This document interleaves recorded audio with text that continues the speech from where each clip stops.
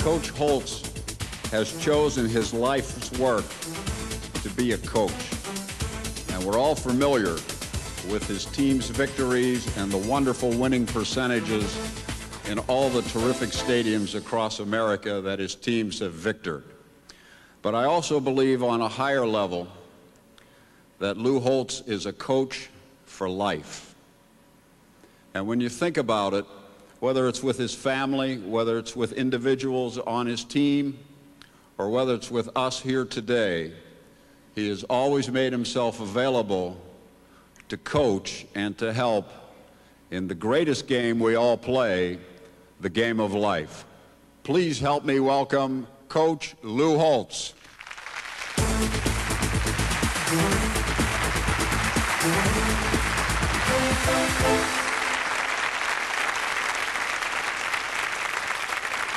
Thank you, Richard. Thank you, ladies and gentlemen. It's my pleasure to be here. I had a wonderful breakfast this morning with several of the dealers. And I talked to Richard and Ted, and I said, tell me about the group I'm going to talk to. The one thing that kept coming through over and over, you're going to talk to a very, very successful group of people. Ladies and gentlemen, I'm not here to preach to you or lecture to you, but I'd like to share some thoughts and ideas. I cannot help but commend you on the awesome responsibility you have. I don't think there's any greater thrill or responsibility than to be a coach, to be a parent, to be a manager, or to be a dealer, where other people are counting on you each and every day to make decisions that affect their future. See, when I left the University of Notre Dame, I never thought I'd coach again, because where do you go from Notre Dame except, according to my mother, directly to heaven, and you sit by the Pope? I mean, you just don't coach anymore. And so when I got out of Notre Dame after 11 years, I didn't think I'd coach anymore, and I went into TV work. Now, TV is what I call soft money. You know, you just talk till you think of something to say, and it isn't real complicated. And I didn't want to go live in a town where the average age is deceased.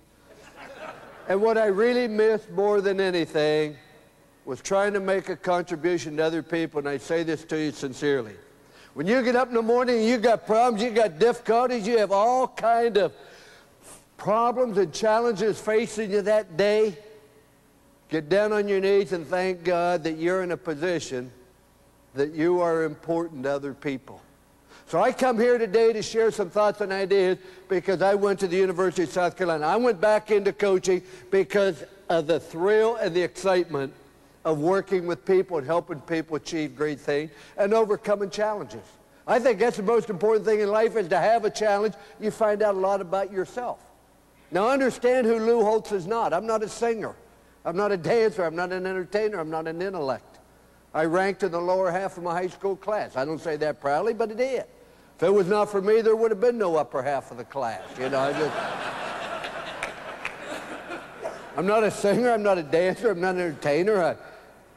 You know, you look at them, 5'10", 152 pounds, wear glasses, speak with a lisp, and have a physique that appears like I've been inflicted with beriberi and scurvy most of my life. You know, I'm not a talented individual. I do have common sense. That's the one thing I do have. That was obvious to me in the 7th grade. I had a nun named Sister Mary Harriet. She didn't like me and didn't think I was very smart, and she passed out a test. I didn't know a single answer. And I started looking around out of boredom. And she looked at me and she said, Lou Holtz, don't you even think about cheating. She said, if I even suspect you cheating, I'm taking 10% off your grade. I got out the textbook and I said, 90 sounds good to me. It really does. I bring this up because the person addressing you this morning is not particularly talented. But I'd like to share some thoughts and ideas about why you have been successful and some of the things that we share in common. When I went to the University of South Carolina, people said, did you go there for money? No. As a matter of fact, at the press conference, we're walking in, and the president, Dr. Palm, said to me, he said, Lou, he said, I appreciate it if you wouldn't mention anything about salary. I said, oh, don't worry, Dr. Palms. I'm as embarrassed about it as you are. I won't say a word. I went to a school that in 107 years history has won more than 8 games one time. In 107-year history, they've won 1 bowl game, and they won 1 championship in a smaller conference when they won 6 and 5. They don't have a great tradition of winning, and I want you to know that I did not add to that tradition this past year. As a matter of fact, they always say, you know how to keep a gamecock out of your front yard? I said, no. They said, put up a goalpost. You know, but what is important is where you're going to go from here. And I'm going to tell you right now, we will be successful there. I don't know when, but I do know this, that the most important thing in any organization is the leadership, and that's you. And the most important thing for us to be successful in South Carolina, for you to continue to grow, is the attitude that you have and the attitude that you perpetuate among your people. See, the attitude doesn't start at the bottom and work the way up. It starts with you, it starts with me, and it's going to filter down to the whole organization. I think attitude is the most important decision you make. God gave you the power to love and to think and to create and to imagine and to plan. But the greatest power is the attitude you choose. See, what you're capable of doing is determined by the amount of talent God gave you. What you do is determined by your motivation, but how well you do something is determined by your attitude. I really appreciate that nice introduction. But, you know, I couldn't help but think when they introduced me. They talk about the championships at Notre Dame and other. They sort of slide over the time I spent with the Jets. I don't know if you noticed that or not. See, ladies and gentlemen, I signed a 5-year contract with the New York Jets many years ago. And I went there with a negative attitude. I wasn't sure that's what I wanted to do. And I got up every day saying, I'm not sure that's what I want to do. Every time I had a problem or difficulty, I said, maybe I ought to get out of this. And when you get up every day and you got to make a decision whether you want to do that or not, I'm going to tell you pretty soon the problems are going to get so insurmountable that you're looking for a way out rather than looking for solutions. And after 8 months, I got up and I resigned. Now, I regret that to this day because I walked away from something, but it wasn't a problem with the Jets. It wasn't a problem with anything except me and the attitude I had. If you're looking for a way to evaluate whether you want to do something or not, you're going to be too busy doing that to look for solutions, and you're going to be the most miserable person in this world. I decide once a year what I'm going to do with my life for the next 12 months. And I'm going to coach University of South Carolina, and my total commitment is turning that program around, and it has to be an attitude that we will be successful. I have no doubt about it. It's a question of when. See, like everything else, we let other people affect our attitude by what they say. Have you ever done that? I notice myself sometimes being kinder to strangers than I was to the people that I live with and love with and sacrifice for me. We let other people affect our attitude by what they say and what they do, and that's wrong. A few years ago, we took Notre Dame, and every story I tell you is absolutely true. We took Notre Dame to the Sugar Bowl, New Orleans, to play Florida, coached by Steve Spurrier. We were a big underdog, but I felt we would win the game, and I'm so confident I sent our team home for 2 days on December 23rd for Christmas. They had a marvelous attitude. They felt they would win the game. I took my wife, my 4 children. We went to Orlando for 2 days. Now, we have 4 children. They're all girls but 2, and I'm real proud of that fact. I love my family dearly. I'm never happier than when I'm out to dinner with my family. We went out to dinner. And my wife and I have been married 39 years, and she's not only my best friend, she's somebody I admire and respect. And I want to pause and say to you sincerely, if you want some great advice, listen to your spouse. Nobody knows you any better, loves you any more, wants to see you succeed anymore, or will be any more honest with you. And so my wife, when I'm with her, it's just a special time. And when I talk about my wife, I can't help but reflect back on that big billboard they had at Ohio State when I coached at Ohio State under Woody Hayes. We had won the national championship, and Ohio National Bank put up a big billboard, said congratulations. Said behind every successful person stands a very surprised mother-in-law. I know that's true in my case, maybe in yours. In any event, we're sitting there at dinner, and the waiter came up and he recognized me. He said, "You're Lou Holtz, head coach at Notre Dame, are you?" And I said, "Yes, sir." And I took out my pen thinking he wanted an autograph. And he hemmed and hawed. He said, "Well, Coach, let me ask you a question." So then I thought he was going to ask me about strategy. He said, "What's the difference between Notre Dame and Cheerios?" And I said, "Gee, I don't know." He said, "Well, Cheerios belong in a bowl, Notre Dame doesn't." This is the waiter. And it affected my attitude, and I looked at him, and I said, "Well, let me ask you a question." I said, "What's the difference between Lou Holtz and a golf pro?" He said, "I don't know." I said, "A golf pro gives tips." You know, which he found out when the evening was over. But I could have let what he said affect my attitude and how I approached the rest of the evening with the people I love. And you know, there was a young man that played for me in Notre Dame by the name of Jerome Bettis. He now wears number 36. They call him the bus with the Pittsburgh Steelers. For the last 5 years, he has rushed for 1,000 yards, played in the Pro Bowl. When he came out of Notre Dame, he was Rookie of the Year.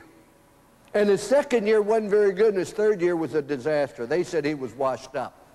We had an open date at Notre Dame in November, and I happened to watch the Rams play, and Jerome played very poorly. I got to admit that. I called him on Monday, and I got him on the phone, and I said, Jerome, miss Coach Holtz. Yeah, Coach. He said, what do you want? I said, I want to call and find out why you aren't playing. He said, what do you mean? I said, well, I watched the Rams play yesterday, and there's some guy wearing your jersey and your name and giving you a bad reputation. You ought to put a stop to it, and hung the phone up. That's all I wanted to say. Wasn't anything.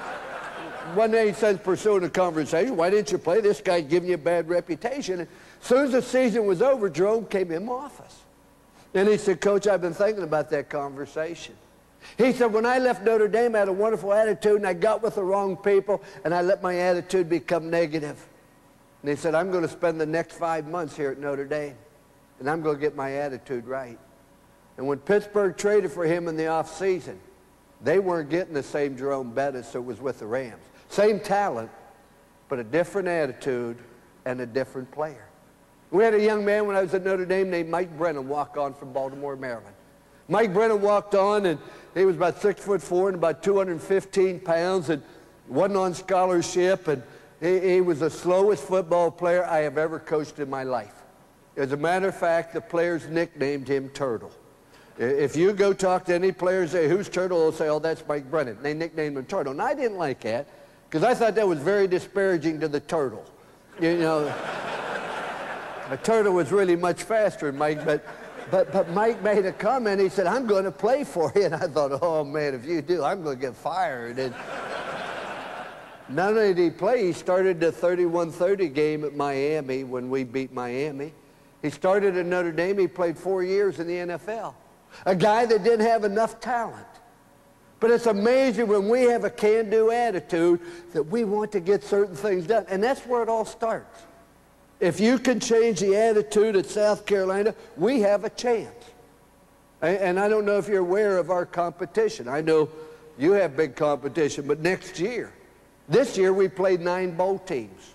Next year we play Alabama, Georgia, Florida, Tennessee, Arkansas, Mississippi State, etc. Somebody said, how do you sleep when you look at that schedule? I said, like a baby. Wake up every 2 hours and cry and think, oh.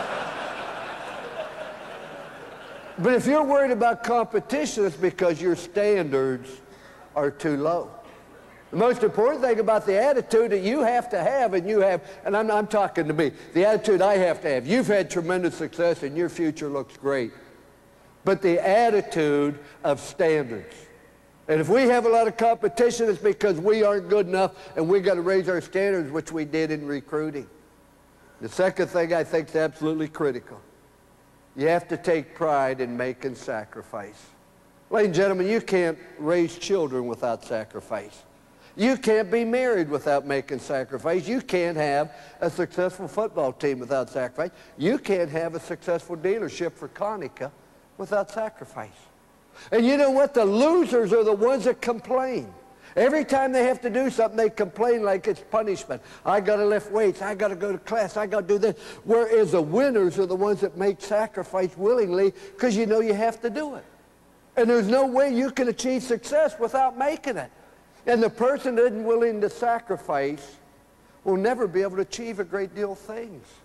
I was on the elevator not long ago, about 6 o'clock in the morning, and a beautiful young lady was there with her jogging outfit on. Now, I don't jog, but I said to her, I'm one of these people who just talk on an elevator, and I said, how far are you going to run this morning? She said, 6 miles.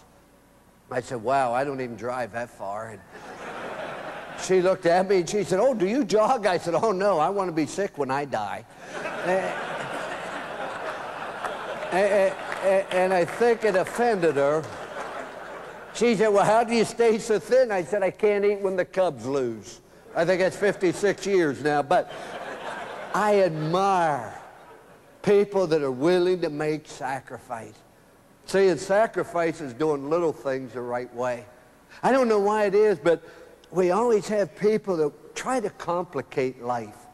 As I said, I'm not very smart, and I try to keep life simple. And the more complicated something becomes, the less chance it has of being successful. And any good organization is going to be good fundamentally. The great football teams are the ones that can block and tackle. The good students are the ones that can read and write. I don't know the fundamentals in your business, but so many people look on fundamentals as sacrifice, and yet it's absolutely essential. It's like our starting count. I'm one of these old-fashioned coaches. Our starting count is very simple. It's set hit. That's all. Set hit. Everybody else goes blue 982 for Virginia. And I think, good Lord knows, we have trouble with set hit. And we practice it. You say, well, how can that be? Every day I get our players, they get their hands 6 inches apart, and I go set hit, and they all clap, and we ought to hear with one clap. If I hear this, we're wrong. We don't jump offside very much because our cadence is simple. If you'd be kind enough to indulge me, get your hands 6 inches apart. Let me just show you how this works. I get the team together, and when I say set, you do nothing but on the word hit, you clap. Anybody have any questions? Is it explained well enough? Very good. Hands 6 inches apart. Ready? Set! Obviously, I didn't explain that real good. See, don't ever take anything for granted. When you go back to fundamentals, it's like the guy walks in a pet shop and he wanted to buy a bird. They had all these birds for $1.29. The guy said, you don't want to buy that bird. I got the ideal bird for you for $623. The guy said, well, that bird just looks like the other ones. The guy said, but sir, this bird talks and sings. The guy said, gee, that's a lot of money, but I'm all alone. He bought the bird. Came in the next day, said, I paid $623 for that bird. The bird don't talk or say. The store manager said, well, what did the bird do when he rang the bell? He said, what bell? He said, didn't you buy the bell where the bird can get the proper tune? He said, no, didn't no need that. Bird ain't going to talk or sing unless you buy the bell, and the bell's only $17. Guy buys the bell, come in the next day. Said the bird don't talk or sing, and he rang the goddog bell. And the guy said, that's impossible. He said, sir, I have the same type of bird as you. Why, just this morning, my bird got up and rang that little bell, ran up and down that ladder, and the guy said, what ladder? He said, didn't you buy the ladder where the bird can... No. Bird ain't going to talk, sing unless he exercises, and the ladder's only $23. This goes on 4 days. Every day he sold him something different. Guy came in the 5th day, said, I have $711 invested in that bird. Said the day the bird finally talked to me just before he died. Said that bird got up this morning, rang that little bell, ran up and down that ladder, swung on the swing, looked in the mirror, all the things you sold me. Just before he died, he looked over at me, he said, didn't he sell you any bird seed? See?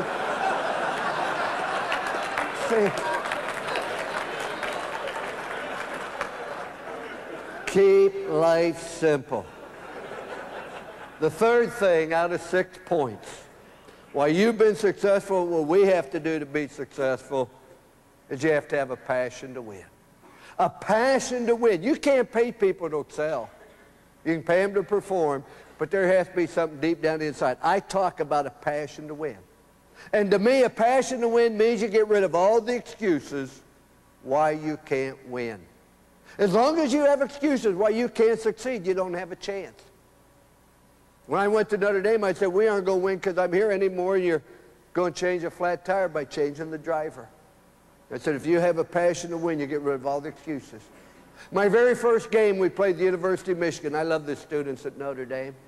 Now, I walked out of the team chapel on the way to the stadium. The students had a sheet that covered the whole side of the dorm. I looked up at it, and it said, John 3:16, Lou 12-0. And I said, obviously, winning is important here. So it's like when I went to Notre Dame, the alum said, Coach, all we want to do is be competitive. That's all they wanted to do. Miami had beaten us 58-6. They said, just make us competitive. That was my mandate, make Notre Dame competitive. My first year, we lost 5 games by a total of 17 points to teams that finished in the top 15 in the country. I thought that was rather competitive. The alum said, no, you don't understand. Competitive us means to win, not come close. Second year, we went to the Cotton Bowl, and they said we meant win them all. Third year, we won them all, and they said we meant by a big score. So, you know, just very difficult. But anyway, our first game, we played University of Michigan. As I said, every story is absolutely true. We got beat 24-23, although we outplayed them. We had over 500 yards total offense. I had 300. But you walked in the locker room, you know what? Everybody's blaming everybody else. Nobody worked together. Nobody cared. He fumbled. He threw an interception. Coach made some bad calls. John Carney, the best placed kicker in the NFL, missed an easy field goal on the last play of the game. We lost. Everybody else's fault. All kind of excuses. Next week, we went up and played Michigan State on the road. We're behind 20-15, couple minutes to go in the game. We got the ball inside their 30-yard line. And I called timeout. I called the team over, and I remember like it was yesterday. I said, man, we're going to run a pass. Boy, I got the ideal pass. I said, we're going to run right 324 SXP pass. Now, ladies and gentlemen, I understand that means absolutely nothing to you. What I didn't realize at the time was it meant absolutely nothing to our quarterback either. I mean, the sucker didn't have a clue what I was talking about. Threw an interception, and we lost the game, and the whole year went that way. One disaster after another, everybody else's fault. What made it difficult, my son Skip was a senior on that team. In the last game, we came out to L.A. to play USC. 100,000 hostile fans, Rodney Pete's our quarterback. We're getting beat 30-20, 11 minutes to go in the game. They have 4th and 5 at midfield. They go into punt formation. The only chance we have to win the game is to block the punt. We put on the punt rush. We don't block the punt. But we did rough the punter. Now, the young man that roughed the punter happened to be my wife's son. After the game, a newsman said to me, what did you think when your son roughed the punter? I said, I now understand why certain species of animals devour their young. You know, but they went ahead 37-20 with 9 minutes to go. For the first time since I'd been at Notre Dame, I had a group of people who were tired of losing, tired of mediocrity. And I noticed that we got in a huddle for the kickoff return team. And I don't know if they were embarrassed because of Skip's dumb play, whatever, but enough was enough. And they said, we're going to run it back. They said, you get your guy, I'll get my guy. And we ran it back to set up a touchdown. In 9 minutes, we scored 18 points. Won the game 38-37, and from that time on, won over 80% of our football games for the next 10 years. Went to 9 straight January 1 bowls of Sugar, the Cotton, the Orange, the Fiesta. Nobody had ever done that before. Not because of me. But you just get a group of people that understand we refuse to accept mediocrity.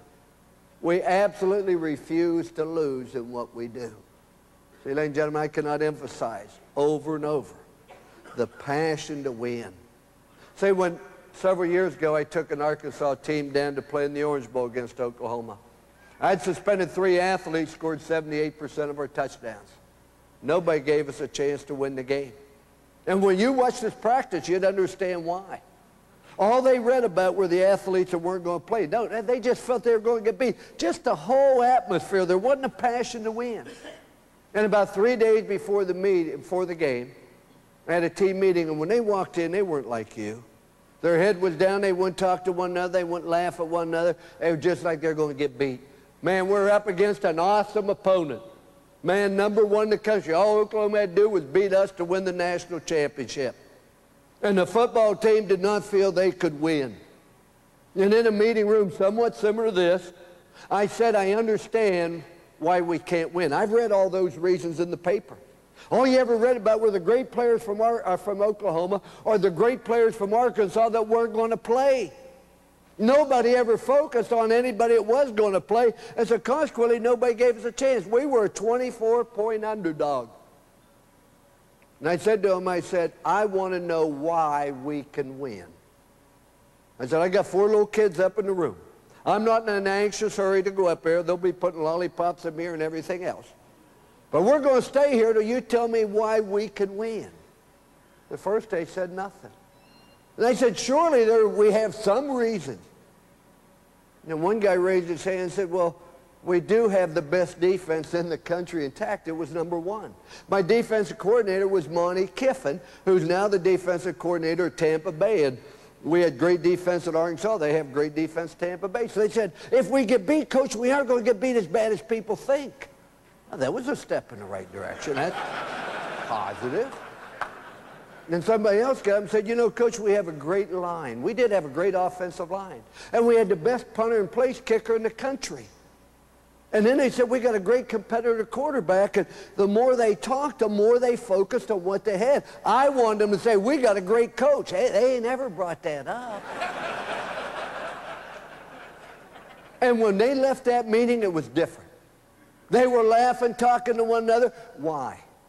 They focused on what they did have rather than focus on what they don't have. And this is what happens to so many people that don't believe they can win, including South Carolina. We don't focus on all the great assets we have. Tom Lemming, who's a recruiting analyst, said on TV the other day, South Carolina will be the surprise of the year in recruiting. We've had an unbelievable year in recruiting. But you focus on the assets we have and don't worry about what we don't have. And NBC was real mad at me because I'd suspended the athletes. They weren't going to have a good TV audience. And so they said to me, at 8:12, your team better be ready to come out for an 8:15 kickoff. So at 8:09, I talked to our team. And I said, I can't give you what I'd love to give you. Most important thing I'd love to give you, but I can't, is respect. And that's something you have to earn. And I said, we have an opportunity to earn respect. You're going to find out things about yourself today. You can do things that you can tell your grandchildren about the challenges you overcame. Man, I felt our team was ready. At 8:12, the door opens up, and in comes Judge Peter Fay, the liaison between the Orange Bowl and NBC. And he comes in, and he said, Coach, I got bad news for you.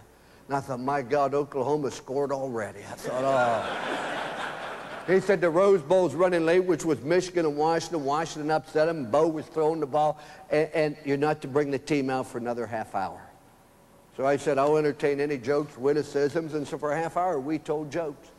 And I've had people say to me, I never seen a team that fired up. When they came out of that locker room, what'd you tell them? I said, Oklahoma's big, mean, strong, nasty, and aggressive. I said, the last 11 of you out of here are going to have to start. Boy, they tore that door down to get out. We won the game 31-6.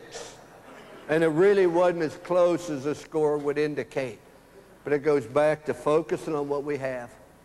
And of course, the fourth thing, why you've been successful. You understand your sense of purpose. What are you trying to do?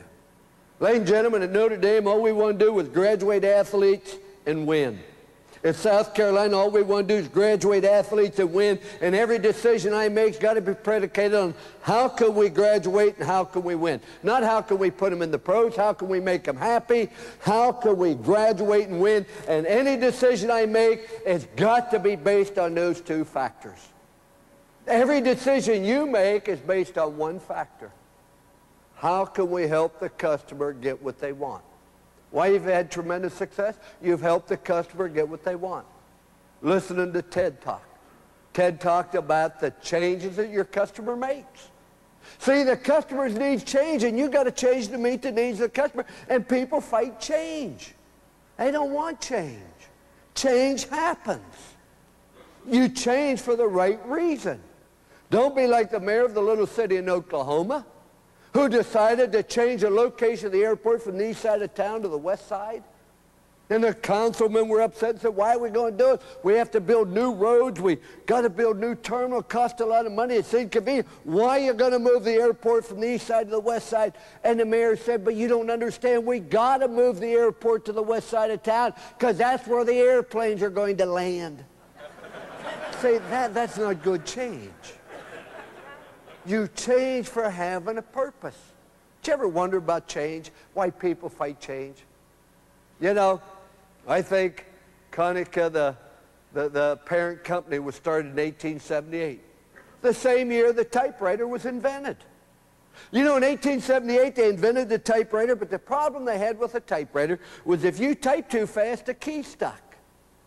So they said, how can we keep the keys from sticking? And somebody said, I know.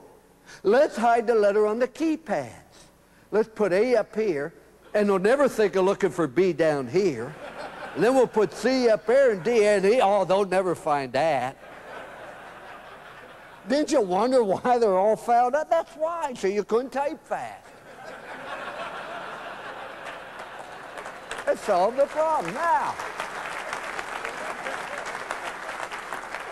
you try to change a keypad. No, oh, don't change that. I know that. See, when we feel secure in something because we don't want to change, because when you change, you go from the known to the unknown. But if you don't change to meet the needs of the customers, that's when it becomes disastrous. See, in 1930, people were so busy running the Pennsylvania Railroad that they went bankrupt. See, their job was not to run a railroad. Their job was to transport people. That was their purpose, not run a railroad. If they said our job to transport people from one location to the other, then today you'd be flying on the Pennsylvania Airlines, New Haven Airlines. I got in at 1:30 this morning. I came in on Continental. Next time, if I'm in a hurry, I'll drive. But be that as it may, understand what you're trying to do. Take a top look at the Fortune 500 companies 50 years ago. Compare them with the top Fortune 500 today. There aren't many that appear on the same list. Why? People's needs change, and you must change to meet the needs of the people. See, ladies and gentlemen, that's why I was so impressed in everything I've read about Konica, about the new equipment they have coming out, which is designed for one purpose. That's what all research and development is. That's what all new products are. That's what this meeting's about, is showing you how you can help the customer get what they want better than anybody else. And I'd say this to your salespeople. There's no greater profession than being a professional salesperson. And most people go into sales just because they like the freedom of the hours. They like the fact they can give themselves a raise every day. But they aren't true professionals. A true professional salesperson is somebody that's proud they're in sales. And when they ask what you do, they say, I help people. Your salespeople aren't asking for a handout. They aren't asking for help. They aren't begging for anything. They are going in there and trying to help other people.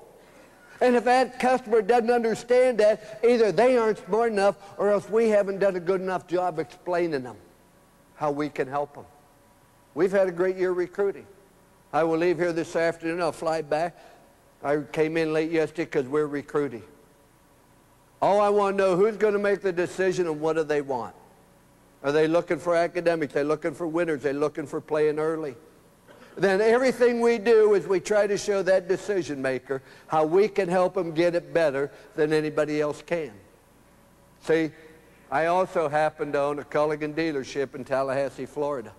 I took over a dealership. It was losing. We do about a little over $1.5 million of business a year. And it's a great experience. But it was a losing proposition. We took it over, and we're just now turning it around.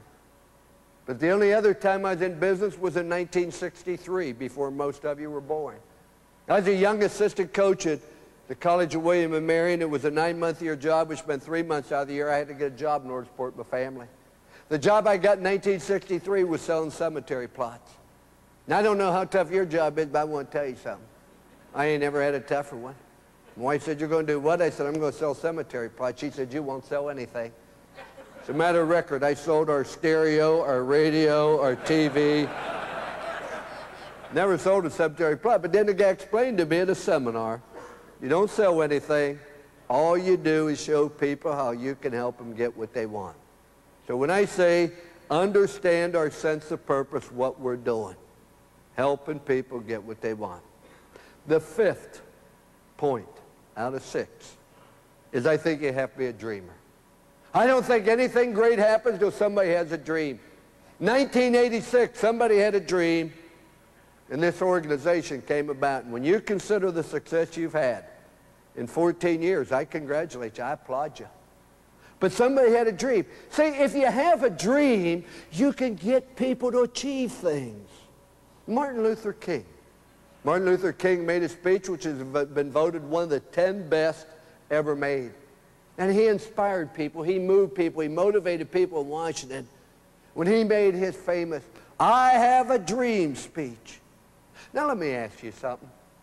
Do you think that would have had the same effect had he stood up and said, I have a strategic plan? I don't think so. See, you have to have dreams. Dreams make things happen. You show me somebody that doesn't have a dream, I'll show you somebody that doesn't have great enthusiasm. I was talking to the 20-some dealers this morning at breakfast, and I said, you know, there aren't many things in this world I regret. But one thing I do regret, we went to Notre Dame, we took a program, it was down, we took it to the very top. To the very, very top, and we did a good job of maintaining it. But I regret that. The biggest mistake I've ever made professionally was maintaining a program at the top. Because when you try to maintain a program, you lose your initiative, your originality, and you lose your enthusiasm. When you try to maintain something, you're going to go downhill. You either get better or you get worse. And when you try to maintain something, you don't have dreams and goals and ambitions and something you got to jump and reach. You don't have an excitement. All you're trying to do is protect what you have, and that's not the way life is. That's not where the excitement comes from, the enthusiasm. I should have set some goals and standards higher than anybody thought possible. Because then that's where the enthusiasm, the excitement comes. And I say this to you. The University of South Carolina, our goal is to win a national championship. People go, oh, that'll never happen. That sucker will happen. We have a goal and we have a dream. We've got to figure out how we can make that happen. But I can tell you this, when you talk about it, you create an excitement and enthusiasm. And when you have that dream and that goal, you better be able to cover 7 points very briefly. First thing, what's your goal? Win the national championship, win, put a date on it. Third thing you have to do is identify the talents and skills and abilities you must acquire in order to get that. We got to learn to block and tackle better. We got to be able to run better. We have to get skilled people. The fourth thing you better do is identify the problems and obstacles you're going to have to overcome. Oh, we're going to have to overcome negative recruiting. We're going to have to overcome injuries. We're going to have to overcome apathy on the part of our players, etc. The fifth thing is very, very important. You have to identify the people you got to work with to have it obtained. For that to become a reality, I've got to work with the players, the assistant coaches, the faculty, the administration, and get everybody working for the same cause, or it isn't going to happen. The sixth point is you have to have a plan.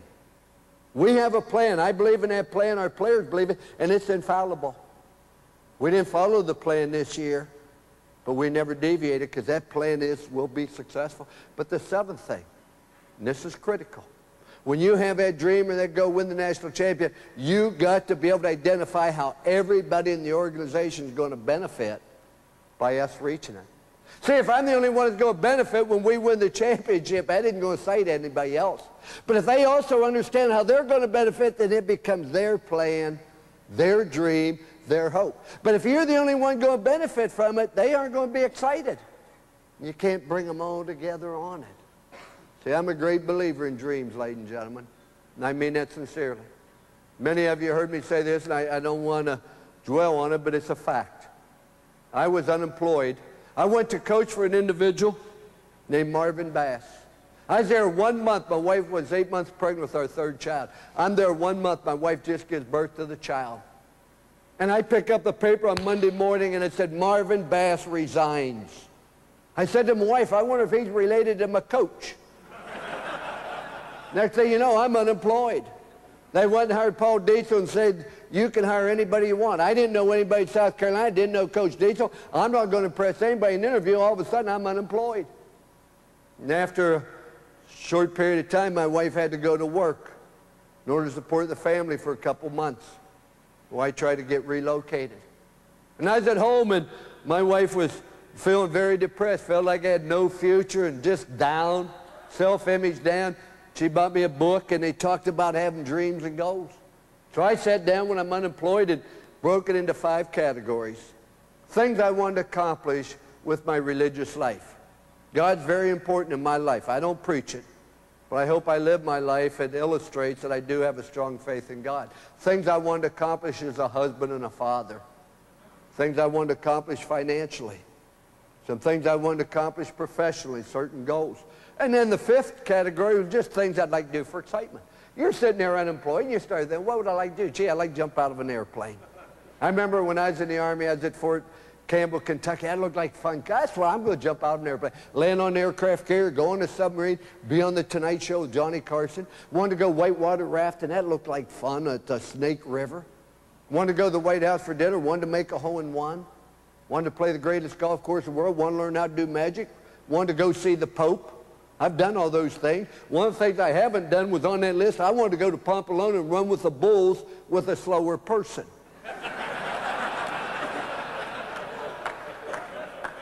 I had 107 of them. My wife come home. I said, we're going to do them all. She said, gee, that's great. Why don't you get a job? So we made it 108, and we have done 101 of them. I know what it's like to come out of an airplane at 10,000 feet, free fall 5,000 feet in 45 seconds. Pull the chute and fall the other 5,000 feet in 7.5 minutes. I ain't never going to do it again. But every time I go up in an airplane, I think what it was like. You only have to do something one time. Don't go through life and be a spectator. Be a participant. That's where excitement comes from. I've done all the things I mentioned. I got my wife, my 4 children about 5 years ago, and my mother-in-law at that time was 76 years of age. And I said, we're going to go whitewater rafting on the Snake River at Hell's Canyon. This is going to be fun. We're going to have family bonding time, 4 days, 3 nights. They weren't excited. But I didn't know how dangerous it was. On TV, that looked like fun. Oh, that'd be good to do. That sucker's dangerous. I should have known it was dangerous because a lot of people offered to send their mother-in-law with me. But I get the professional guide, everything. We have 3 different rafts. And I'm in the raft with my wife, and I'm standing there, and we aren't in that river 5 minutes. The guide said, Coach, you better button up. We're getting ready to go through Big Chief. I said, what's that? He said, that's a Class 5 rapids. I didn't even know they classified them. I said, well, what's that? He said, that's the most dangerous you can go through. He said, oh, big deal. Give me an example, Class 6. He said, Niagara Falls. I started buttoning that sucker up. So I stuck my thumb down that little rope by that inner tube, and I'm all ready. We hit that sucker, and I want to tell you, I've never seen anything. My feet went up over my head. I came out of the raft 3 seconds before my right thumb. I broke my right thumb in 4 places, but I didn't know it because I came up underneath the raft. They didn't teach me to hand walk my way out from under the raft, so I went back down thinking the raft would go, but I was going at the same rate of speed. When I came up under that sucker the second time, I realized immediately winning the national championship was not the most important thing in my life. The most important thing in my life was get out from under the raft and get my head above water. See, here's what I say to you. If you have a dream, remember the word win. Win stands for what's important now. It evaluates the past, focus on the future, tells you what you have to do in the present. We want to win the championship if the athletes will ask themselves 25 times a day, what's important now? You get up in the morning, what's important now? Get out of bed, go to class, eat breakfast. When you're in the weight room, what's important now to lift weights? Not because somebody's going to recognize you, not because somebody's going to applaud you or give you something, because you know that's what you have to do if you want to reach that goal. Don't complicate it. You know the problem, though? Too many of us get discouraged. Oh, we say we leave here, we're going to do this. We're going to win the national championship. We're going to do it. And then I tell you, get all kind of adversity and difficulties. See, there are 4 types of people. Group number 1 is what I call the cop-out. They don't even try. Man, I tell you what, I can't do this. Society's against me. Competition's too tough. Nobody's going to give me a fair chance. I don't trust those people. I'm not even going to try. We've seen people cop out. Then you have the holdout. Oh, I think I could do it, but I'm going to wait. I want to see if they win, I'll jump in and become part of it. But I'm not going to, I'm just going to hold out until that road's a little bit easier in the pavement. The 3rd group is what I called the dropout. They get in there, they got that enthusiasm, man, I'm going to be a great dealer, I'm going to be a great player, and they get in there, and next thing you know, they get knocked down, they quit. Oh, I didn't know I was going to get knocked down. You mean they're going to hit me? Oh, I didn't know it was going to be this difficult. And they drop out. The type of person I want is the all-out. No matter what happens, they make an all-out commitment, and no matter what problems or obstacles, they keep the sight on the goal and the objective, and we work together, and they don't even look to bail out. I don't need cop-outs. I don't need holdouts. Don't need dropouts. I need all-outs. In Notre Dame, we played Michigan up at Ann Arbor one year. It was our opening game, and to beat Michigan was critical. Now, that was a game Rocket Ismail ran back 2 kickoffs, I don't remember what year, to enable us to win. Now, when Rocket was a freshman, I said to my wife, boy, he's going to be good. She said, how can you tell that? He's only been there 1 day. I said, I saw him play tennis. She said, what was impressive about that? I said, he's playing by himself. You know, ain't many people can do that. But when our team reported, true story, I said to him, man, we got to be able to beat the University of Michigan. It's going to take all our efforts. I said, you may fumble, you may make a lot of mistakes on game day. I'll forgive any mistake you make on game day except one. I will never forgive you if you fail to prepare. If you make adequate preparation, I'll accept anything that happens. Boy, I want to tell you, for the first 4 or 5 days, there was an enthusiasm, excitement, a focus. Man, we had that goal, and it's great. Then what happened? It got hot. It got hot. They got beat up. They got sore. They got tired. They didn't care about Michigan. They didn't care about beating Michigan. They didn't care about national championship. You know, their only goal was get through the day with a minimum amount of effort. And no matter what you said, no matter how hard you try to drive them, they refused to put out much effort. You'll run into that.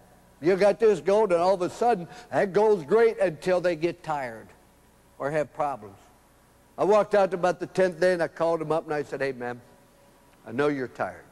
So I called Bo Schembechler today, the coach at Michigan. Now, I really didn't call Bo, but I told him I did. I said, man, I called Bo, and I said, Bo, your Michigan players tired? He said, yeah. I said, Bo, we're tired too. I'll tell you what. You give Michigan players a day off today, and I'm giving Notre Dame players a day off. Man, they started high-fiving one another and hugging and cheering. It was great. I hadn't seen that much enthusiasm in 2 weeks. And they were so excited, I looked at them and I said, Bo said no. And I said, Bo said no. Bo said he doesn't care how tired you are. He's going to practice 2 hours. If we're going to beat Michigan, we got to practice 2.5. Took us 3 hours, but we got 2.5 hours good practice because of the focus. It worked so well that day, I walked out the next day and I called him up and I said, hey, man, I called Bo today. They looked at me real funny and they said, what'd Bo say?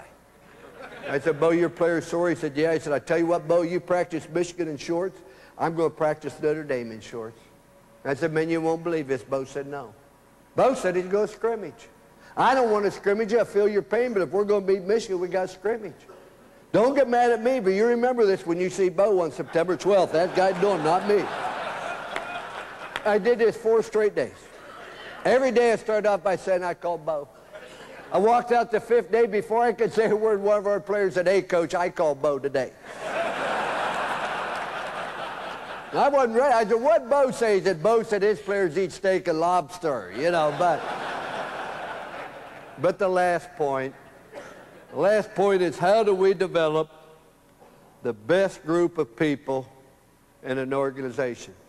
How do we go about recruiting good people? How do we go about retaining good people? How do we go about evaluating good people? See, I think number one, what's critical is you as a leader and me as a coach have got to be the type of person that lifts the athletes up or lift our people up. We have spouses that will pull each other down or spouses that lift each other up. Coaches that will pull players down or coaches lift them up. We have managers. We have dealers. Either pull people down or you lift them up. I promise you this. The people that pull somebody down are the ones that don't have enough confidence in themselves. If you have confidence in yourself, you'll lift people up. If not, you'll feel threatened. And by pulling people down and pointing out their weaknesses and their faults, you feel better by comparison. I used to be that way. I used to be insanely jealous of my wife. And never once has my wife ever given me reason to be jealous of her. The problem wasn't with my wife, the problem was with me. We'd go to a cocktail party, she'd be talking to another man. He was always better looking, better built, more intelligent. And all the way home, I would falsely try to identify my wife's weaknesses, trying to pull her down where she would think she was lucky to have me. I could never repay my wife for that disservice, but it wasn't her fault, it was me. The insecurity we have in a leadership role is critical. You know, ladies and gentlemen, it isn't looks. Looks doesn't have a thing to do with self-confidence. People put you down about your looks. But you know what else I found out? Most people don't like the way they look. That's rather startling. I was on the Tonight Show with Johnny Carson, I think, 4 different times. One of the time with Ann Margaret. One of the most beautiful women I've ever seen. And she doesn't like the way she looks. And I thought, man, if Ann Margaret doesn't like the way she looks, who in the world will? And in 1988, we're 10-0. We played Southern Cal. They're 10-0, number 2. We beat them 27-10, and after the game next morning, we went to Notre Dame prayer breakfast and went to Disneyland. It was over Thanksgiving weekend. The students weren't back on campus, so we weren't going to fly home to the evening. We go into Disneyland, and they have all these photographers. They want to take a picture of our captains with Mickey Mouse and Donald Duck. They then asked me to pose for a picture. On my left, they put Pluto. On my right, they put Goofy. I thought it was a little weird, didn't say anything, just pulled down my Notre Dame hat. The picture that appeared in the LA Times on Monday after Thanksgiving, you can get out and verify it, was the one that said, here's Lou Holtz, head football coach of Notre Dame's Fighting Irish at Disneyland with Pluto and Goofy. Wasn't anything wrong with that. What bothered me was the next sentence because it was in bold capital letters. It jumped out at you. It said, Lou Holtz is the one in the middle. You know, you don't need that.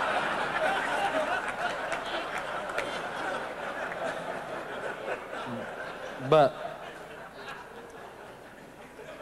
everybody you meet, and to me, this is the most important thing I can share with you because this is the nucleus, I think, of success. Whether it be in your personal life, your business life, or your marital life. 3 questions everybody asks. I don't care if you happen to be at the headquarters in Tokyo, Japan. I don't care if you happen to be in South America, Canada. I've met people from all these different areas or in the United States. Everybody you meet the rest of your life asks 3 questions. Same 3 questions I ask of my wife asks of me. Same 3 questions I ask of the athletes. The 3 questions everybody asks, including your customers, about you. Question number 1, can I trust you? Ladies and gentlemen, without trust, there could be no relationship. Why have you had tremendous success? Because you've been able to trust Konica. Konica's been able to trust you. Your customer's been able to trust you. Your customer's been able to trust your product. Ladies and gentlemen, my wife and I can be married because she can trust me and I can trust her. If we don't have that trust, that marriage is not going to last. But we've been married 39 years and it'll last another 39. But trust is where it all starts. When people trust you, they respect you. When they respect you, you respect yourself, and you respect yourself, you respect other people. I think it all starts with trust.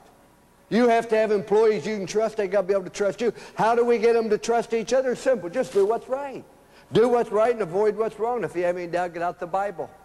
In Proverbs, it says to trust an unfaithful person in a time of need is like walking on a lame leg or a bad tooth. We went recruiting this year. Number 1, going to be character and integrity, because if our organization doesn't have character and integrity, we don't have a chance. What made Notre Dame special is the character and the integrity within that university with the people that went there. You start building, you build it with character and integrity. Why? So people can trust you. And when you have trust, you got a chance. Without it, you have none. Do you realize in 1992, 16% of the people in this country thought it was okay to steal from the company. The reason they thought it was okay to steal from the company because, oh, the company has a lot more resources and I need it more than they do. In 1998, that 16% grew to 37%. 37% of the people think it's okay to steal from the company because they need it more than you. It's unbelievable how people now think it's okay to lie about certain things. I can't tell you what's right and wrong. I can tell you what I feel. I feel it's right to be honest. I feel it's right to be on time. I feel it's right to be loyal. I think it's wrong to practice sexism, racism. I think it's wrong to feel bitter. There's not an individual in this room, myself included, that had injustices done by society, by the news media, by a spouse, by somebody. But you cannot go through life being bitter. That's wrong. And it's going to lead to destruction. We've all seen the person grow old being bitter about something that happened 20 years ago.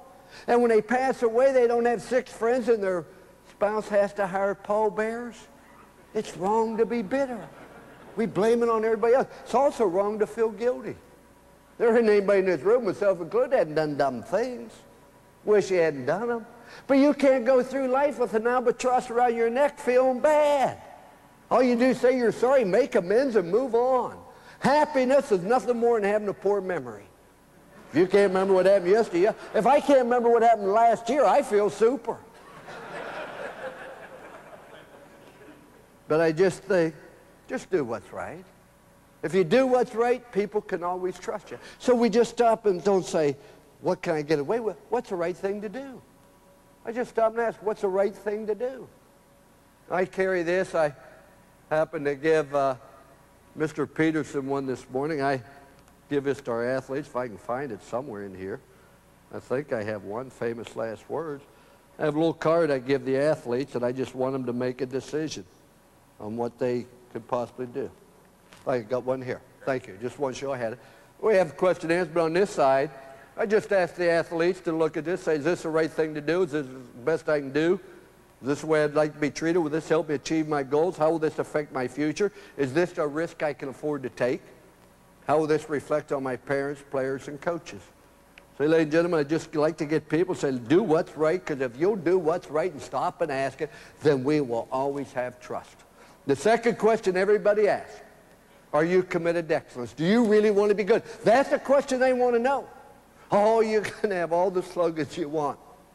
First will be best, then will be first. That's my favorite. But, ladies and gentlemen, you send a message whether you're committed to excellence by the standard you have. And you set that standard. Harvey McKay wrote a book, How to Swim with the Sharks Without Being Eaten Alive, and in it he had 66 questions you ought to know about your customer. The 66th question is, do you know as much about your customer as your competitor does? See, when your salespeople call upon that customer, they send a message whether they're committed to excellence by how much they know about their customer, how much they know about their customer's needs, and how much they know about the Konica products.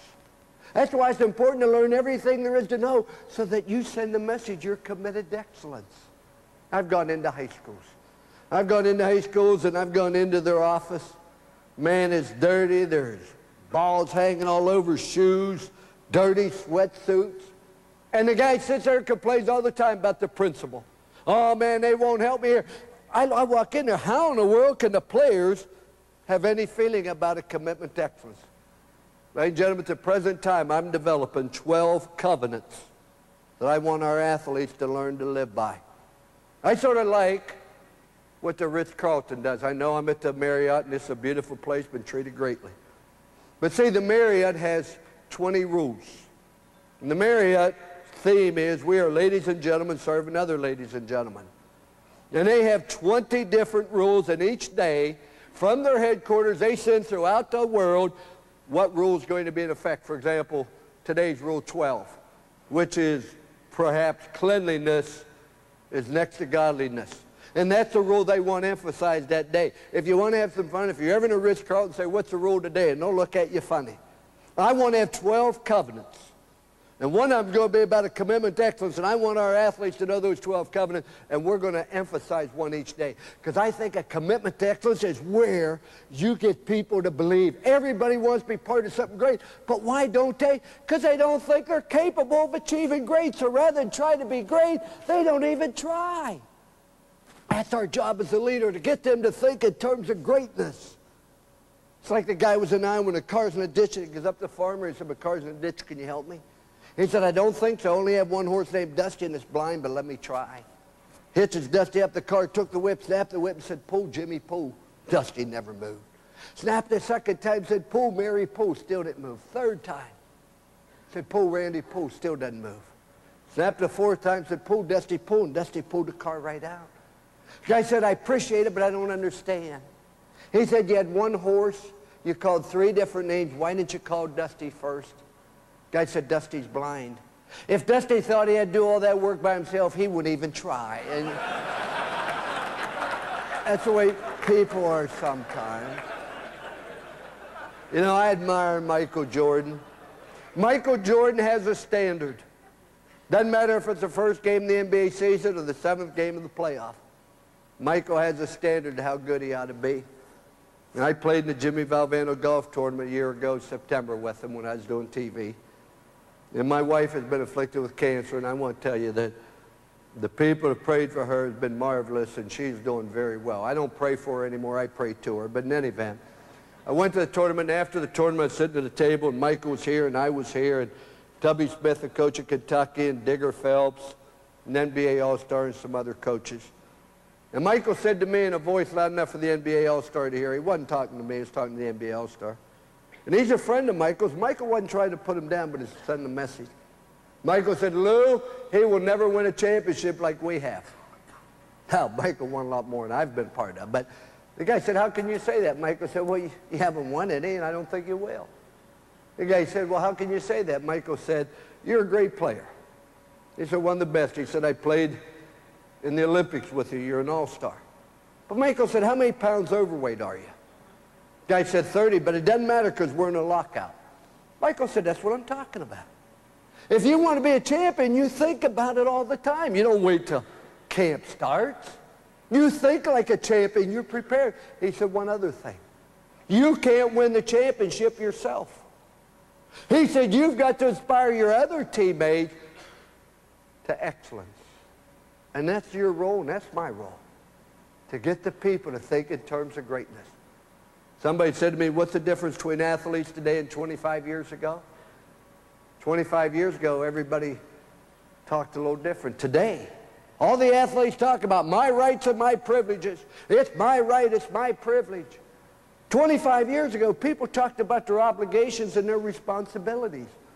I'm one of these old-fashioned people that believe when you join a group or a spouse or bring a child to the world or a team or you become a dealer, you got obligations and responsibilities, everybody in this room and every employee of Conica. And when you join a team, you got an obligation. A few years ago, we'd gotten beat by Stanford. We were ahead. We should have won. Man, I was devastated. And I went to practice the next day, and I said, the reason we lost was I let that standard come down a little bit without realizing it. I took for granted that you would do this. And I'm telling you right now, I'm going to raise the standard, and I'm going to be tough. We aren't going to win the national championship, but I'm not going to lower it anymore. We went out to practice. We had an All-American left guard. Aaron Taylor was injured. In his place was second-string left guard. Didn't take very long into practice, realized second-string left guard was just going through the motions. His man made every play. The other 10 guys playing their heart out with nothing to show, and I stopped practice. I said to the left guard, what gives you the right to jeopardize your teammates' chances of success? If you want to fail, that's fine. But you don't have the right to cause other people to fail that are counting on you. You go over and stand on the sideline and think about it. Third-string left guard jumped in his place. I said, no. Going to play without a left guard. I hadn't planned it. I was so mad. We broke the huddle. We had 10 guys, no left guard. That's when I was proud of our defense. They recognized it. And, you know, then there wasn't a good minute. Said, you don't have a left guard. I said, I know. He said, what do we do? I said, act like we have one. Rick Meyer takes the ball, gives the ball to Reggie Brooks, our tailback. Guy comes through the vacant left guard, hits Reggie Brooks, tremendous thud as soon as he got the ball. Moment of silence. Reggie started to moan, I can't see, and it scared me. We turned his helmet around, he was fine, and came back to huddle. Ran another play, same result. Third play, I'd open rebellion. Man, those players are so upset. This is stupid. This is insane. I said, what's wrong? What's wrong? We don't have left guard. I said, when did you notice? They looked at me, and I said, man, we haven't had a left guard all day. I said, I'm tired of pretenders. I'm tired of impersonators. I'm tired of imposters. Just because you put on your headgear and tape your ankles don't make you a player. You're an imposter. If you join an organization, you make a commitment, you don't honor that commitment. We have people that impersonate business people. We have imposters as students, as leaders, as coaches. You make a commitment, you honor that commitment. We never lost again for 17 straight games. Our last 5 games that year, we played 5 nationally ranked teams. Our average margin of victory was 21 points. In the Cotton Bowl, we played Texas A&M. They were 12-0, number 2 in the country. We beat them 28-3. The last question everybody asks, do you care about me? Every dealer, every employee, every spouse, every child, everybody you meet the rest of your life wants to know, do you care? Now, if we know that everybody wants to know, do we care? With your intelligence and your ability, you could come up with 100 different ways to show people you care. My wife came back from surgery and radiation. We got a billboard. We put yellow ribbons around the tree. You leave a little note for them in the morning. I carry lifesavers, little packages of 4 at practice. When somebody does something real good, I'll give them a lifesaver and say, boy, you just saved us there. I will take and put a payday candy bar in their locker and say, my dad told me when I was young, if you worked hard and did a great job, you'd have a payday. I'm sorry the NCAA doesn't allow me to make us a better payday. But I just want you to know we appreciate it. See, ladies and gentlemen, how can you show people you care? How can you show your customers you care? How can you show your employees?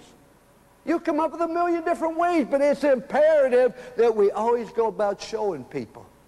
Now, the problem is that nobody's going to come up and show you how much they appreciate it. Nobody's going to come up very often and say, I want you to know my child graduated from college because of you. Thank you for what you've done. See, when you reach your level of success, People don't think you have any problems. Oh, you got it made.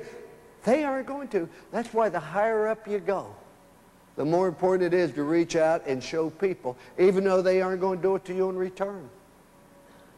I had a job once, I say a job, I had the honor of working with International Special Olympics. I had lane 3, whoever finished that race, first, last, or in between, my only job was to run up and hug them. And say, boy, that's great, I'm proud of you. That's all they wanted. You know what, ladies and gentlemen, it'd be great if you had a hugger, but you don't. Not when you reach your level of success. But it's important for you to be a hugger for everybody. We have very successful people in this room. There's not one person in this room, myself included. There's not one person you're ever going to meet the rest of your life that isn't carrying a burden, doesn't have a problem. You're never going to meet anybody again the rest of your life that doesn't need a kind word, a smile, and encouragement. Everybody's got problems, ladies and gentlemen. You're not the only one. But when we reach out and help other people, it will show people that you genuinely care. Now, there isn't any such thing as magic. That was one of the things I did. I'd like to do a simple little trick for you. One of the things I want to do is magic. It's like any other newspaper.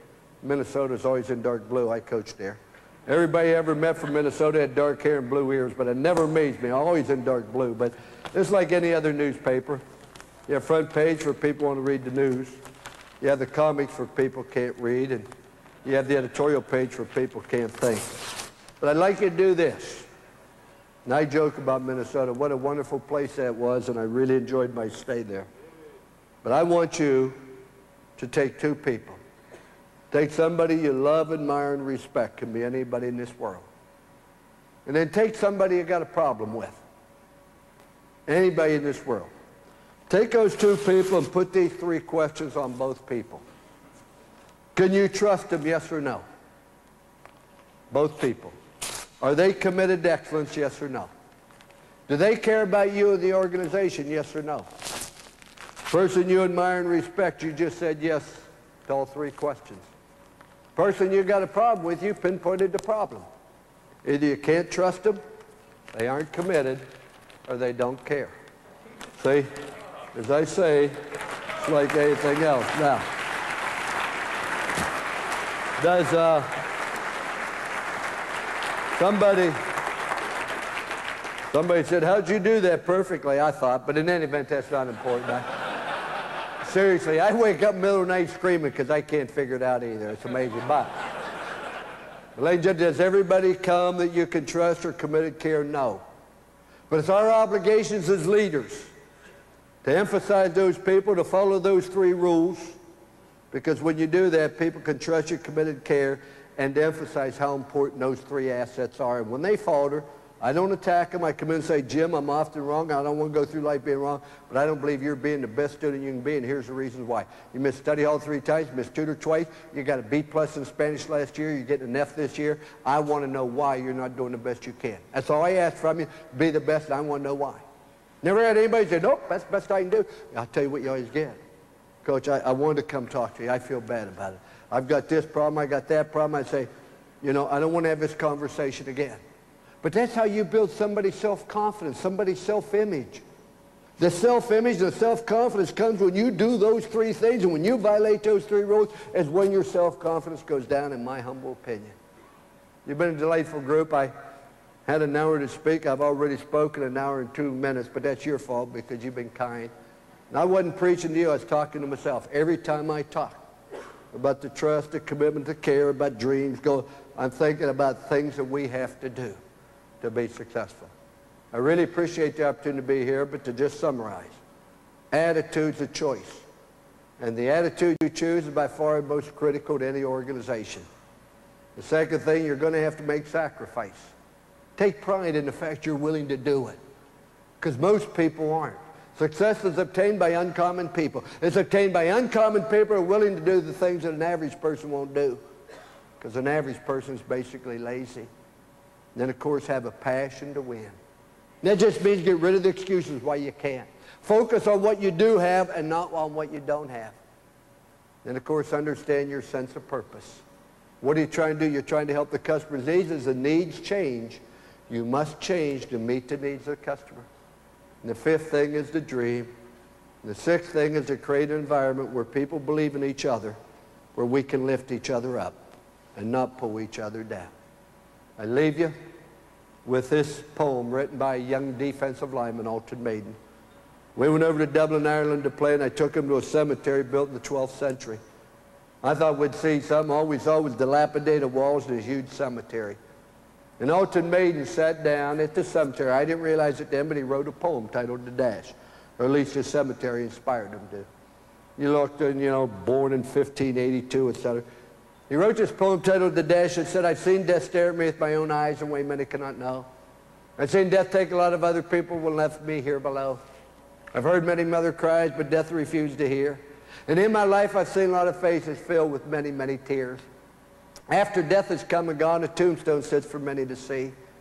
But it's no more than a symbol of a person's memory. Under the person's name, it read the date of birth, dash, and the date the person passed. But the more I think about the tombstone, the only important thing's the dash. Yes, I see the name of the person, but that I might forget. I read the date of birth and death, but even that might not stick. But thinking about the person, I can't help but to think about the dash, because that represents a person's life, and that will always last. So when you begin to charter your life, make sure you're on a positive path, because people may forget your birth and death. They'll never forget your dash. Thought that was pretty good advice by a 21-year-old lineman, and I leave you with this thought. I asked you to do two things. I challenge you to do two things. I challenge you in this beautiful environment, in this beautiful city, in this lovely hotel. I challenge you to sit back and reflect on your accomplishments. You ought to be proud of what you've done. I mean that sincerely, and I wish you could have heard Mr. Peterson and other people talking about you when I ask about the group. You are special. You're in the top 1/10 of 1% of what you've done. But I also challenge you to sit back, reflect, and take it to another level. I challenge you to change your life for the better in any area you see, and to take it to another level so that other people say, I want to be just like you. And I also challenge you to share with each other. The great thing I love to do is talk to other coaches to find out how they do things, because I never learn anything by talking. The good Lord gave you 2 ears and 1 mouth, because you should listen twice as much as you speak. And I'm going to adhere to that policy and finish by saying, I thank you and God bless you.